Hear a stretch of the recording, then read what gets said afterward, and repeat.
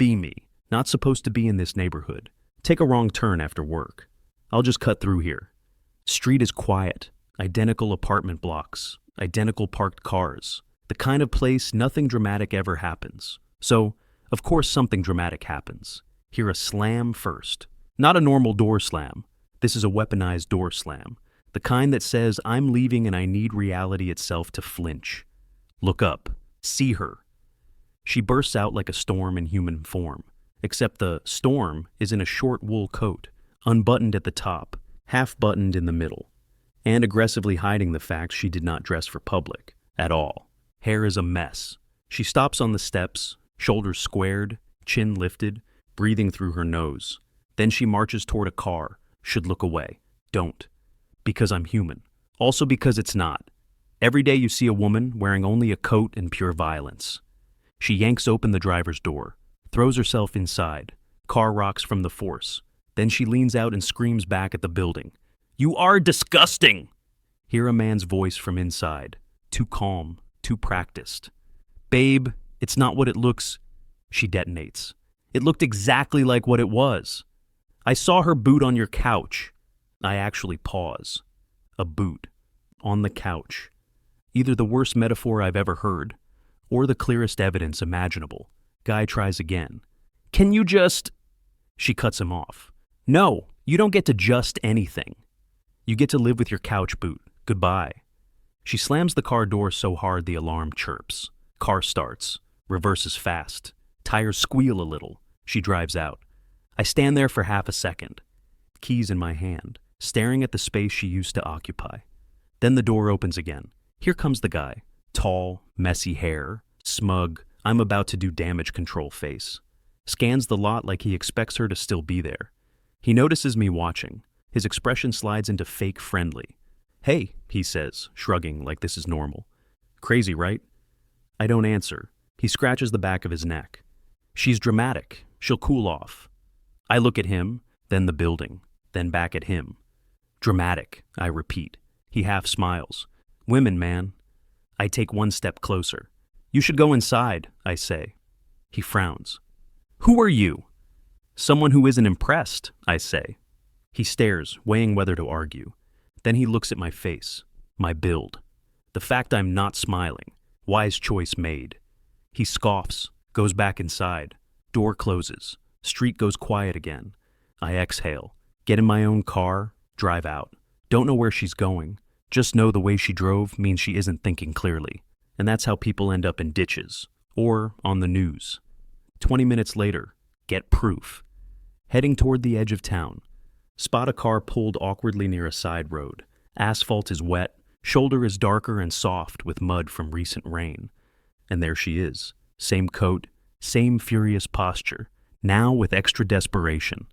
Her car is angled wrong. Front wheels sunk into the mud. She stands behind it, hands on hips, staring at it like she can bully physics.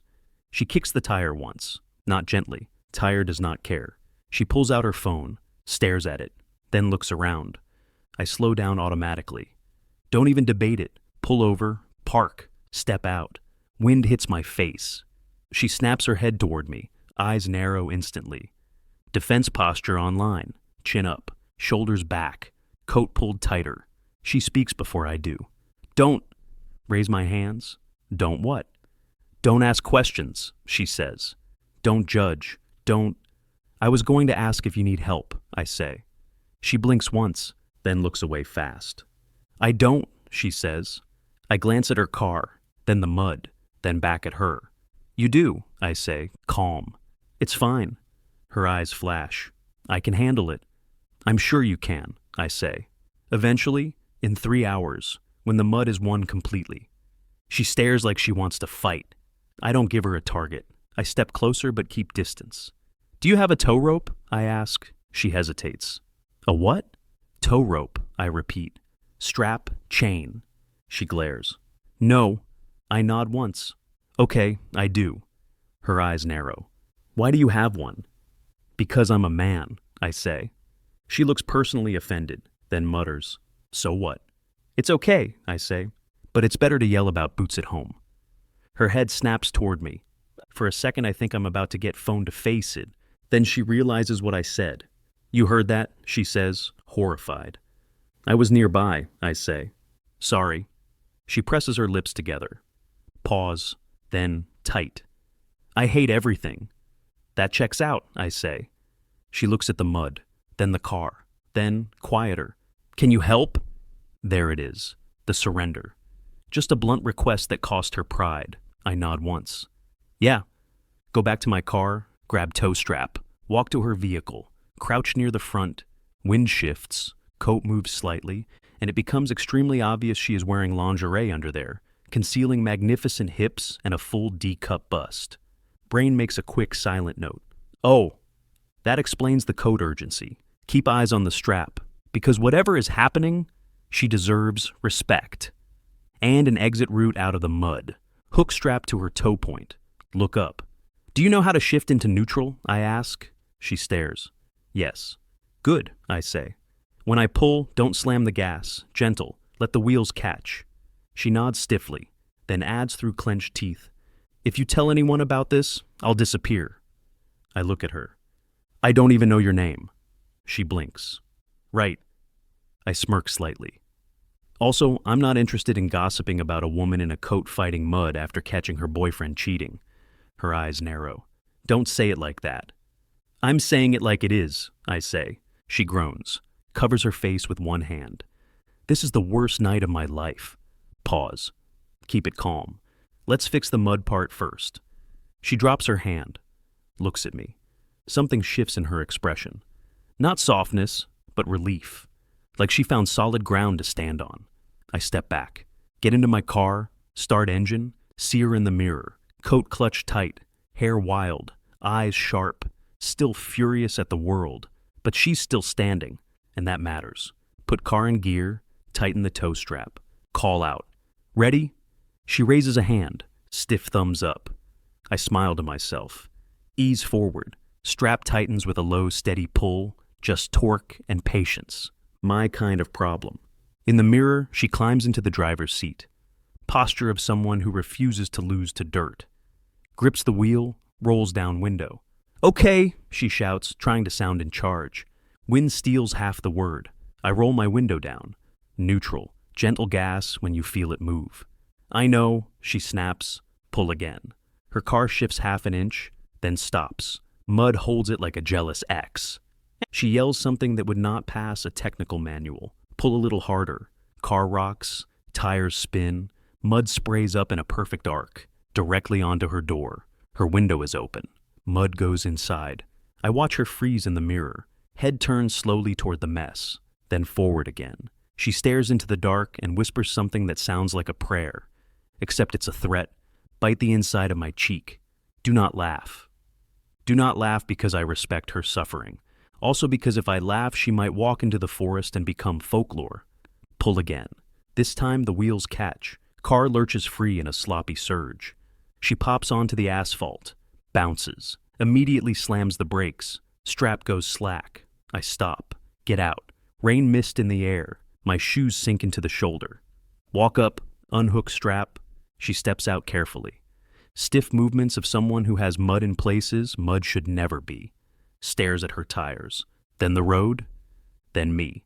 Coat clutch shut. But she's calmer now. Breathing isn't so sharp.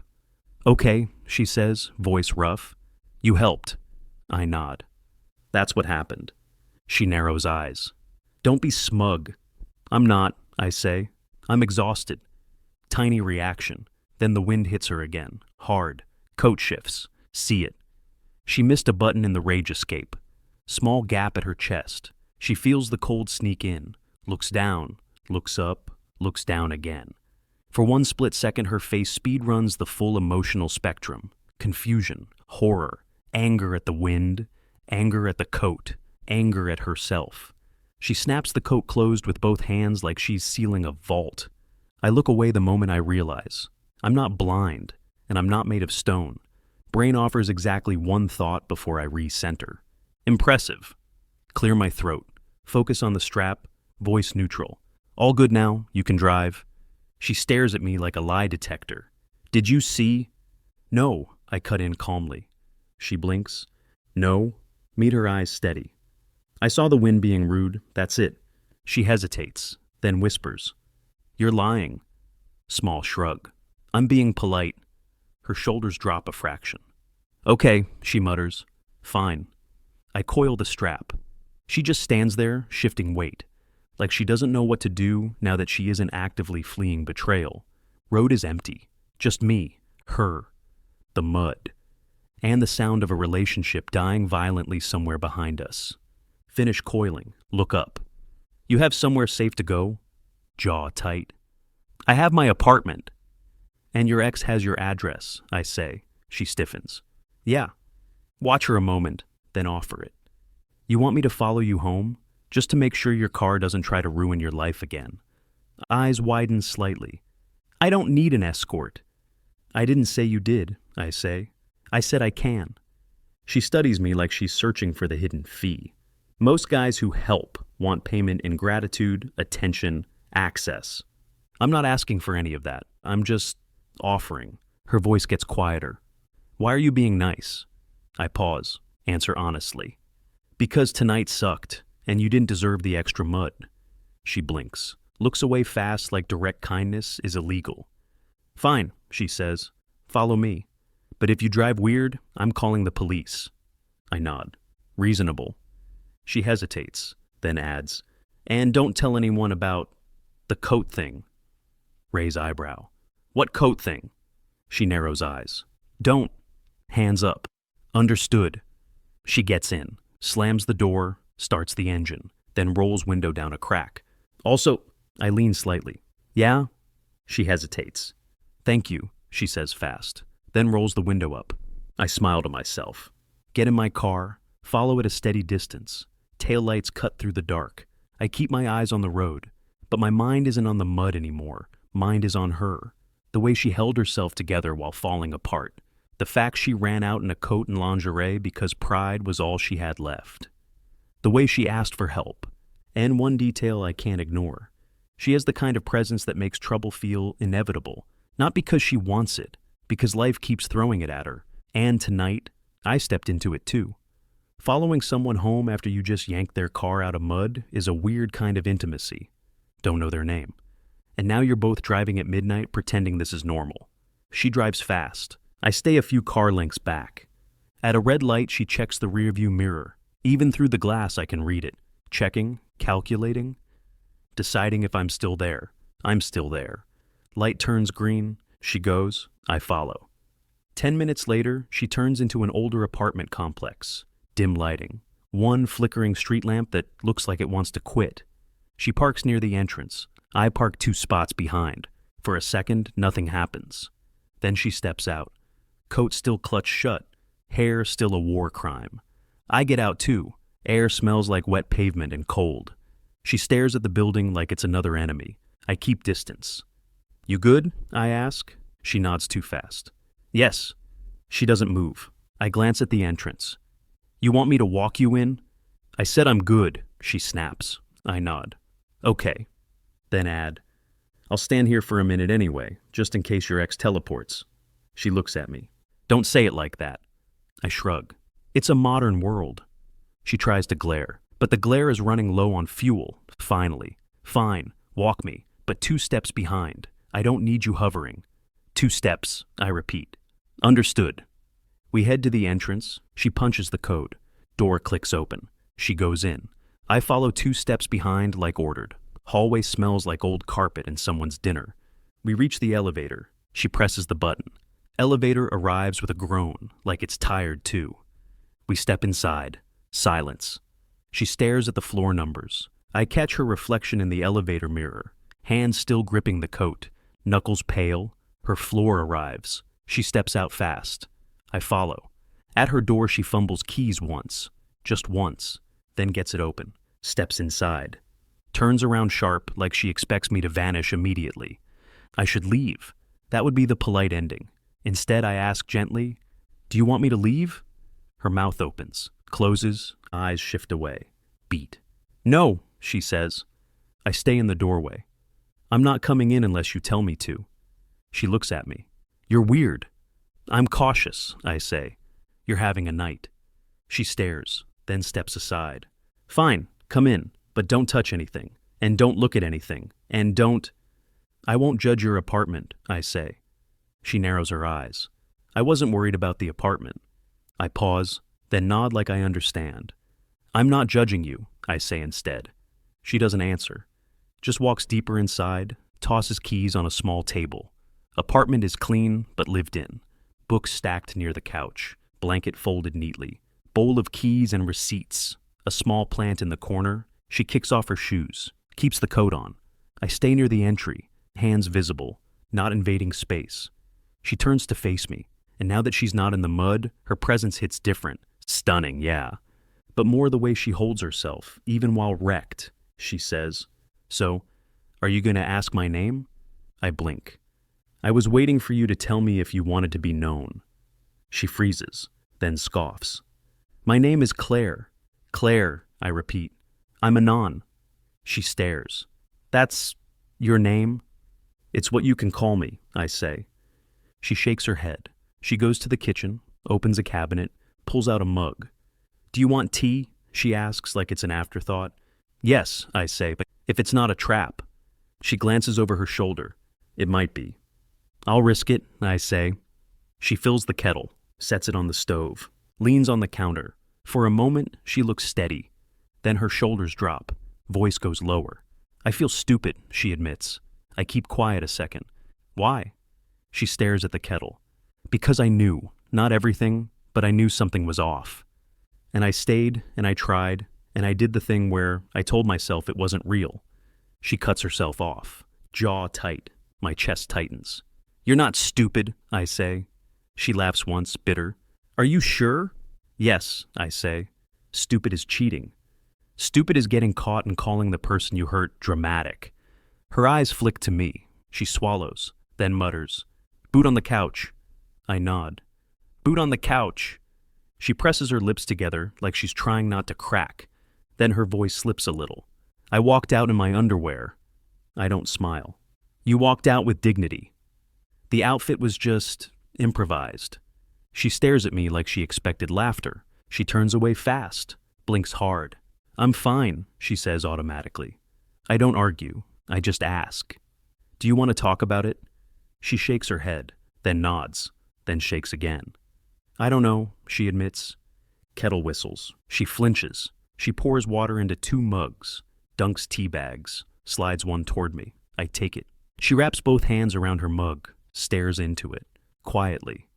He's going to text me tomorrow. I nod. Probably. And he'll act like I overreacted, she says. Also probably, I say. Her jaw clenches. I want to be the kind of woman who doesn't care.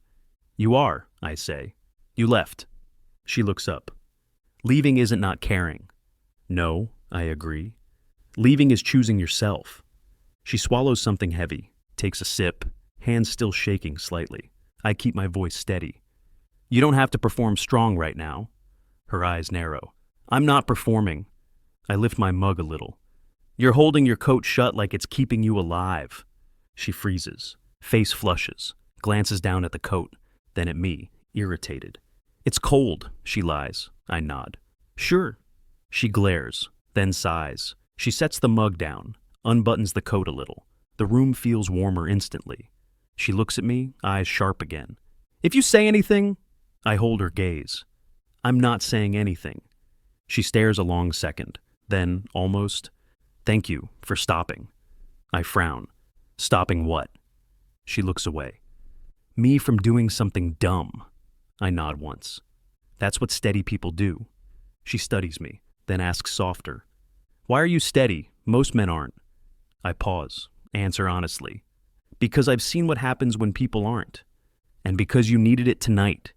She stares, silence stretches, quietly. I don't know what you want from me. I set my mug down. I don't want anything from you. I just want you to be okay. Her eyes widen. Then she laughs once. That's annoying, she says, raise eyebrow. Being cared about is annoying. She nods. Yes. I smile a little. Noted. Claire tries to kick me out, politely, standing by the kitchen with a tea mug. Okay, you helped. You did your heroic mud thing. Now you can go. Look at her. She's shaking. Tell her she's shaking. I'm not, she snaps. Her hands absolutely are. Me, your hands disagree. She glares at her own hands like they personally betrayed her too. Puts mug down with surgical precision. Folds arms like that, fixes feelings. I'm fine. Just ask, calmly. Do you want me to call someone? Instant hostility. No. A friend, family. Face tightens harder. No. A therapist? She points at the door like a judge. Out. Raise hands. Okay, no therapist. She exhales, looks away, jaw locked. Take a step back so she knows I'm not pushing. I'm not trying to invade your life. I'm trying to make sure you don't spiral alone after a night like this. She side-eyes me. Spiral, she repeats. I don't spiral. Me? Then why did you try to drive into the wilderness in lingerie? She freezes. Instant red face. That was strategic, she hisses. Blink. Strategic. Yes, tactical retreat. Says it with full confidence. Like she didn't just escape betrayal wearing a coat and rage. Pause. Me, doomed. You're adorable. Her expression goes feral. I am not adorable. Me, you're calling it a tactical retreat. You're adorable. She grabs mug again purely to have something to hold. I hate you, she mutters. Me, you don't. She narrows eyes. You're too sure of yourself. Me, that's the nicest insult I've gotten all week. She tries to hide a smile. Fails. Smile flickers. She murders it instantly. Stop making me smile. Lean against counter. No. Long stare. Her brain finally gives up. Heavy sigh. Fine, stay 5 more minutes. Nod. Deal.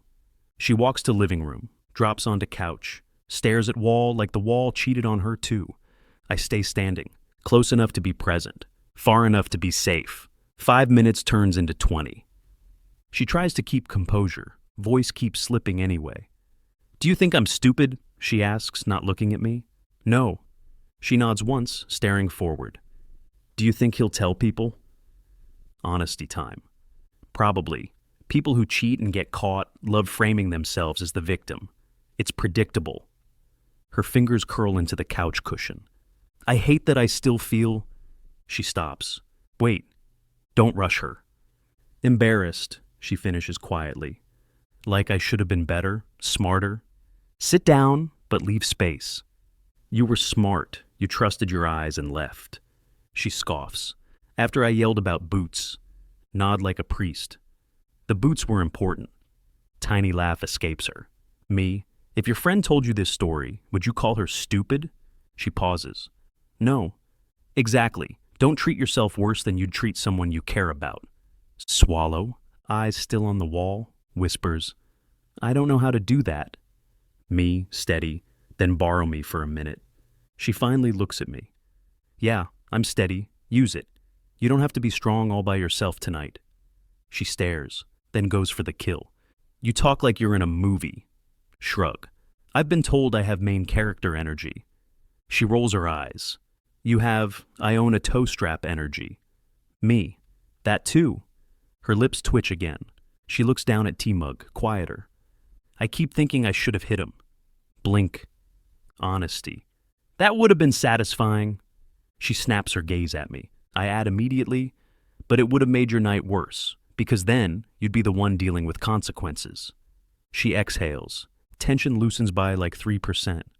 I wanted him to hurt, she admits. Even just a little. Nod. That's normal.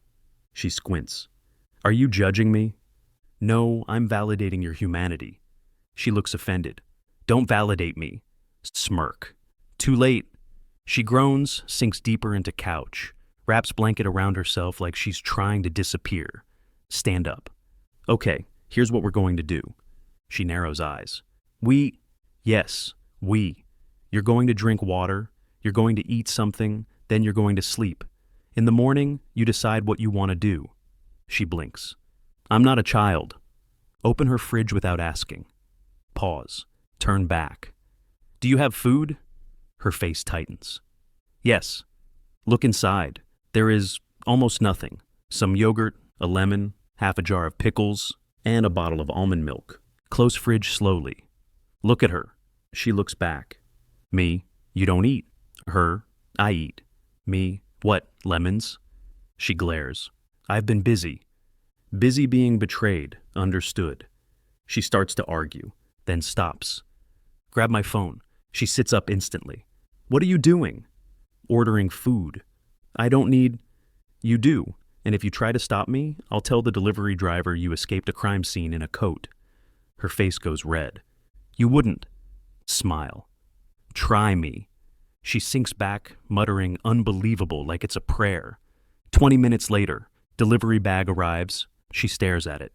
You ordered soup. Yes. And bread. Yes. And cookies. Yes, for emotional damage. She glares at the cookies, then takes one. One bite. Shoulders drop slightly. Chews. Swallows. Quietly. Okay, that's good. Nod. Exactly. She eats slowly under blanket, still trying to act tough while someone else handles the basics. Then she looks at me, uncomfortable. You don't have to do this. Meet her eyes. I know, that's why it matters. Long pause, then she looks down, voice softer. If you leave, he might text me. Nod. He will. She swallows. And if he texts me, I might answer. Chest tightens. Do you want to answer? She's honest. No, I just hate silence. Nod once. Then you don't have to be in it alone tonight. She looks like she wants to argue, instead whispers, okay. First time her face actually softens. Not pretty soft, not flirt soft, just tired, real. Stand up, grab jacket, she stiffens immediately. You're leaving. Shake head. No, getting my charger from my car. I'm staying on that chair if you'll let me. You sleep. She blinks. On the chair. Yes, I'm not pushing, I'm just here. She stares, then nods once. Fine, but don't snore. Smirk. I don't snore. She rolls eyes, but a smile escapes again. Go get your charger before I change my mind. Head for the door. Behind me, she mutters, almost to herself. Thank you. Don't answer out loud. You just stay. Wake up in a chair. Blanket smells faintly like vanilla. Neck immediately files a complaint. Apartment is quiet in that early morning way. Soft light through blinds. Fridge hum. Someone moving carefully in the kitchen. Open eyes. Claire is there, hair pulled back. She notices me looking. Posture stiffens. Good, you're awake. Great, now you can leave. Blink. Check clock. Good morning to you too. She pours water with extreme precision. I don't do morning small talk. Tragic, I had a whole rise and shine speech. Her eyes narrow. If you say that to me, I'll throw the glass. Noted, no shining. She sips water, tone like a weather report. You slept in a chair. Yes. Her gaze flicks to my neck. Why? Quieter, shrug gently. Because you asked me to stay, and because you needed someone to keep the silence from eating you alive. Jaw tight. She stares at counter, flatly. I didn't need you. Raise eyebrow. You're right. You didn't need me. You just wanted to not be alone. Her head snaps toward me. I didn't want... She stops, swallows the rest of the sentence, mutters, You're annoying. I've heard that. She opens mouth to fight again. Then her phone buzzes on the counter. The sound cuts the room in half. She freezes. She stares at the phone like it's a grenade. Screen lights up. A name? Don't even need to see it. Her fingers hover, not touching. Keep voice neutral. You want to ignore it. Her voice is tight. Yes. Then ignore it. She narrows eyes. It's not that easy. I know, but you can still do it. Phone buzzes again. She reads, scoffs. What? She reads out loud, mocking his tone. Hey, last night got blown out of proportion. Can we talk like adults? Stare. Wow, she snaps at me. Wow, he's brave. She glares. Brave. To text that after you caught him with couch boot evidence.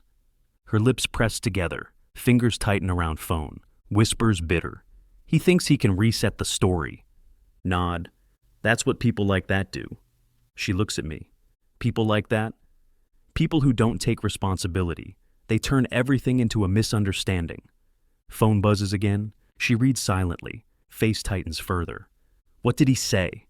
Her voice comes out smaller, angry and hurt mixed. He said, "You really left in your underwear. That was embarrassing." Jaw tight. She looks up at me like a dare, eyes sharp, watery underneath. "Was it embarrassing?" Hold her gaze. "No."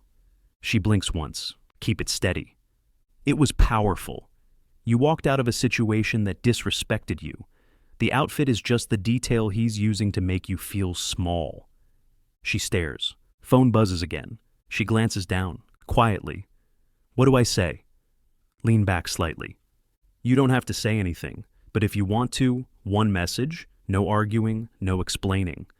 She nods. Thumbs hover, types, pauses, deletes, types again. Hits send like she's throwing a knife. She holds phone out like it might bite. Me? "What did you say?" Her jaw tight. "I said, don't contact me again."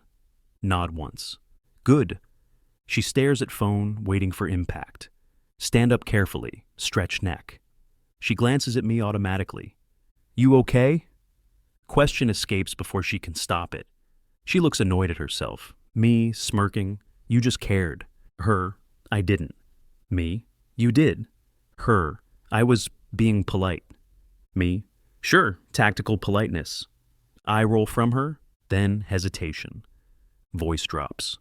"Thank you." For what? For staying and for not making it weird. Raise eyebrow. "I made it a little weird." Her mouth twitches. "Okay, not making it worse." Nod. "You're welcome." She watches me for a second, then uncomfortable. "So, are you leaving now?" Shrug. "If you want." She narrows eyes. "I don't want you to think you can just..." Calm. "I'm not assuming anything. I'm checking what you need." She looks away, then blurts fast. "I need to not be alone right now." Chest tightens in that real way. Nod once. "Okay." She exhales, relief and irritation mixed.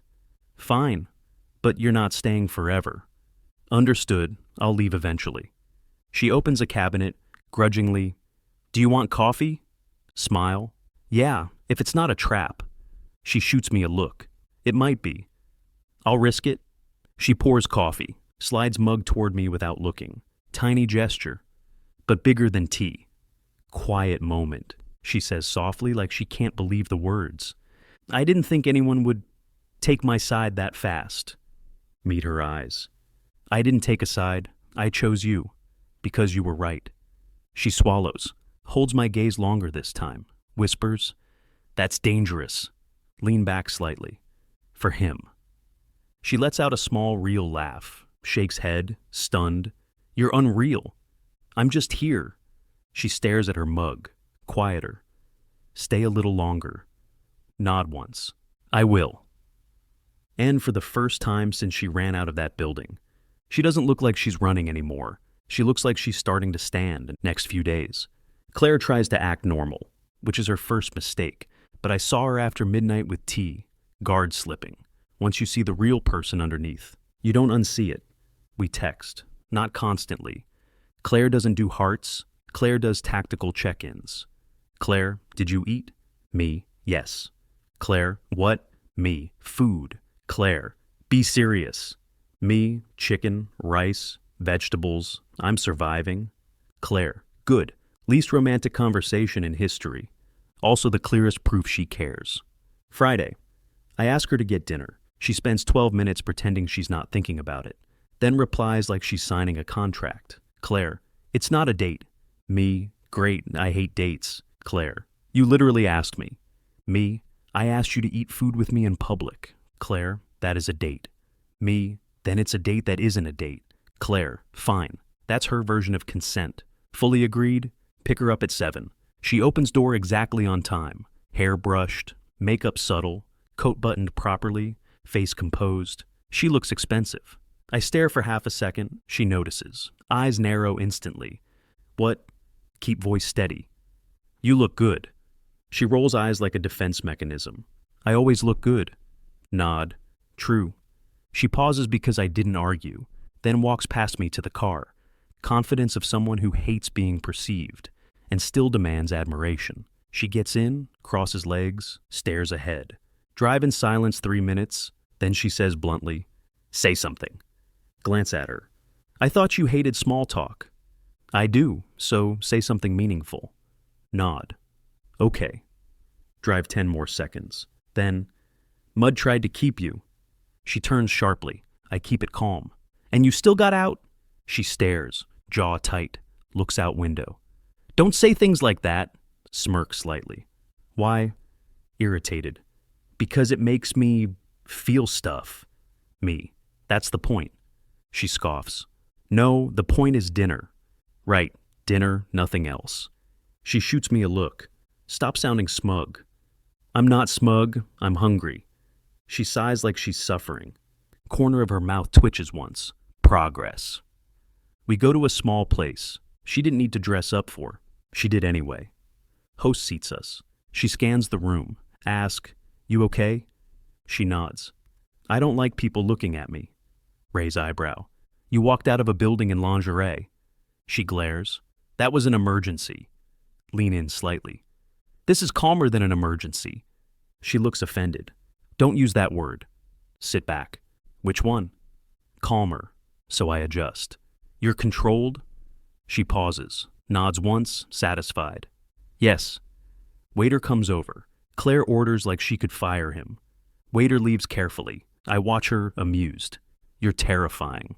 Eyes narrow. Good. Not good. The waiter thinks you might sue him.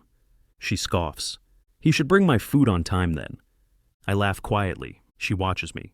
You laugh a lot, she says. I enjoy life. Her expression tightens. I don't. Look at her for a beat. Ask gently. Want to? She blinks like she got hit with something soft. Looks away fast. Maybe, she mutters. Dinner goes better than she expects, which annoys her. She keeps trying to stay distant, but keeps leaning closer when she's invested. Asks what I do for work. Asks real follow-up questions. Laughs once, quiet, genuine. Then coughs. Raise eyebrow. Did you just laugh? She glares. No. You did. Prove it. I can't. She stares. Flat. You're flirting. Me. Yes. She blinks because she expected denial. You admit it? Yes, I'm a confident man. She looks away, cheeks warm. Gross. Tone says the opposite. After dinner, we walk outside. Cold air. She hugs coat around herself. I don't touch her without permission. I just match her pace. She looks up at me, uncomfortable. Why are you like this? Like what? Patient? Shrug. Because you're worth the time. She freezes for half a second, then looks away, mutters, You say things that make me want to throw you into traffic. Smile. That's affection in your language. She glares. It's not. Me, teasing. You didn't deny you want me. She stops walking. I stop too. She stares like she's preparing to fight.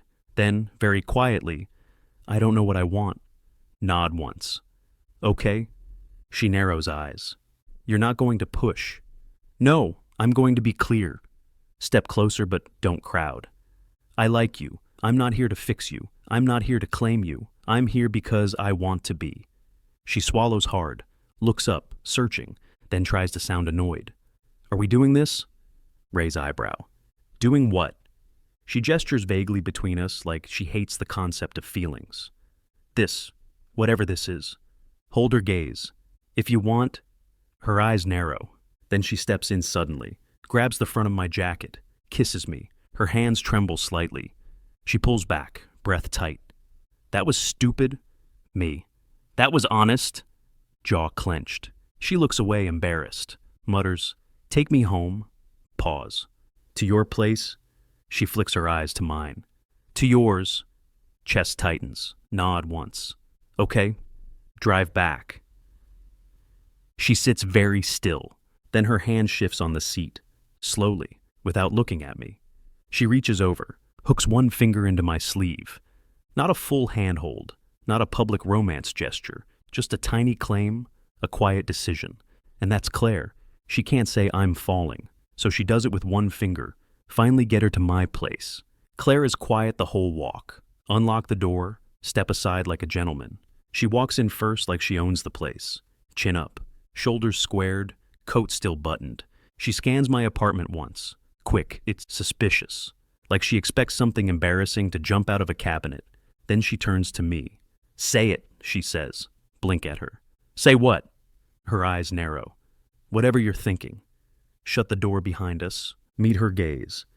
"I'm thinking you're braver than you want anyone to know," I say. She rolls her eyes hard. "That's not what I meant." Tilt my head. "Then what did you mean?" Her jaw tightens. Her eyes flick to my mouth for half a second. Then she looks away like she's mad at herself for noticing. "I mean," she says, voice lower, "if we're doing this, don't make it weird." Step closer. Slow. Give her space to step back. She doesn't. "I don't do weird," I say. She scoffs. "You literally called my escape a tactical retreat." "That was accurate," I say. Her lips press into a line. The kind of line people make when they're trying not to smile, or trying not to shake. She takes a breath. Unbuttons her coat. Under it is a beautiful form-fitting dress. She watches my face like a hawk. Keep my expression steady. But I'm not made of stone. My eyes take her in. Her shape. She catches it instantly. Voice sharp. "Don't." Hold her gaze. "I'm looking," I say calmly. Not laughing, not judging, not taking, just looking. She swallows, eyes still locked on mine. Then she whispers, like she's mad at herself for saying it out loud. "I hate that I want you." Step closer until the air changes. "You don't hate it," I say. "You hate that you can't control it." Her eyes flash. "Stop being right," she mutters. Smile a little. "No." And that's it. That's the moment her control finally slips. She grabs my shirt. Kisses me hard, like she's been holding it back since the mud.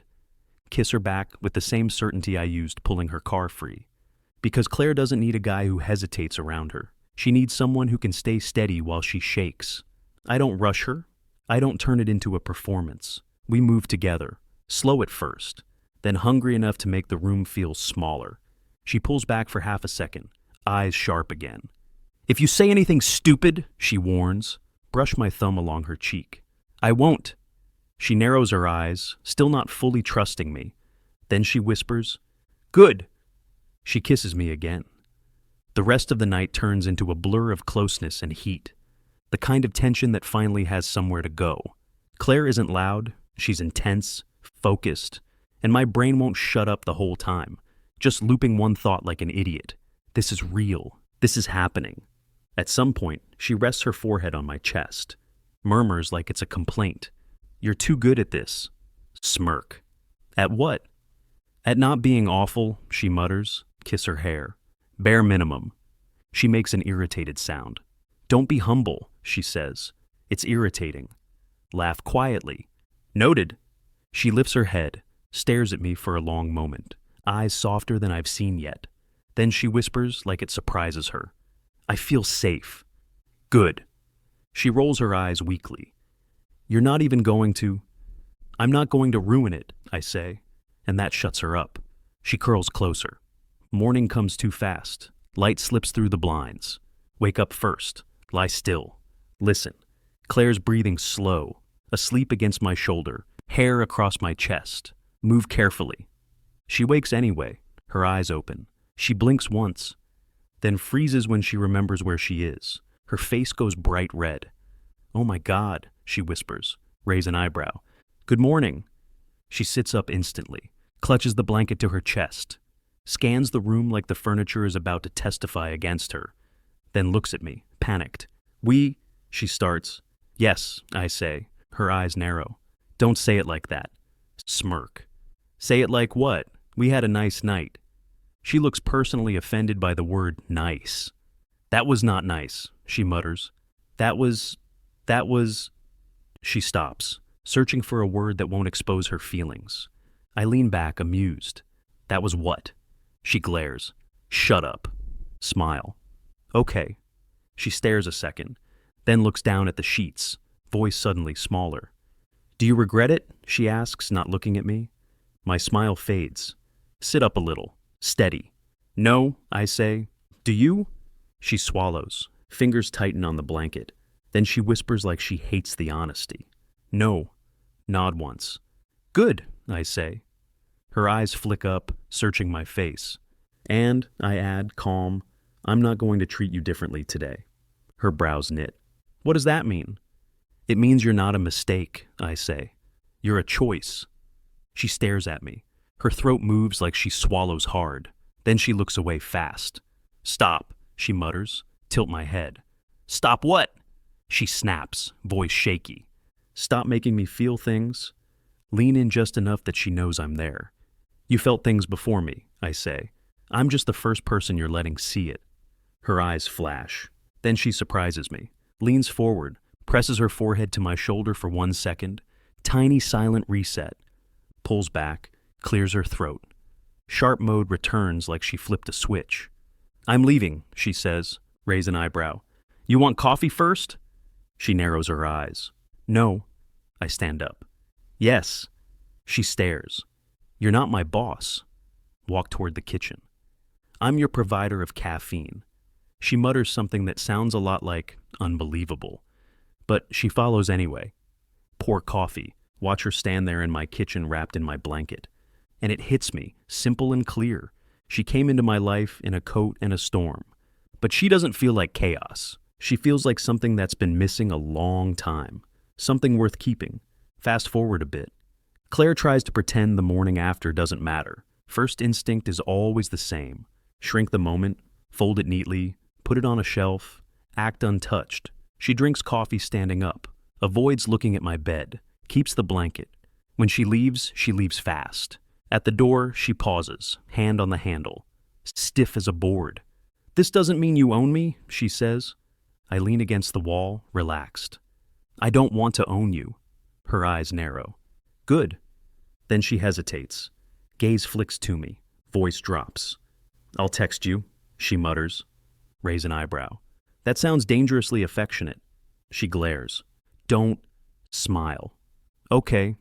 She bolts before her face can betray her again. Next 2 days she's just Claire. Short messages, strong tone, quiet care hiding under sharp edges. Claire. Did your neck recover from the chair? Me. Barely. I'm filing a complaint. Claire, against who? Me, you. Claire, good. You deserve it. That feeling when her version of flirting is threatening me with paperwork. Then Friday hits. And Friday brings the one thing I knew was coming, eventually. At the grocery store after work, grabbing basic survival items, turn into the parking lot. And I see a familiar car near the entrance. Claire's. She's standing by the trunk, coat buttoned, hair neat, holding a bag of groceries. And in front of her is a man, too close, leaning in like he has a right. I recognize him instantly, not because I met him properly, because I heard his voice the night she ran, because I heard the arrogance in she's dramatic, park without thinking. I don't come in swinging, I just walk toward them. Steady pace. The ex notices me first. Eyes flick over me. Height, build, calm expression. His smile turns fake instantly. Hey, he says like we're buddies. You're the guy from the night. I don't answer him. I look at Claire. She looks at me, and that's enough. Her shoulders don't drop. Her chin doesn't shake, but her eyes soften a fraction. The ex follows her gaze and smirks. Oh, he says slowly. So that's what this is. Claire doesn't speak. He steps closer to her, voice lowering. I came to talk, he says, like adults. Claire's eyes narrow. Adults don't cheat. He scoffs. You're still doing this? You're still acting?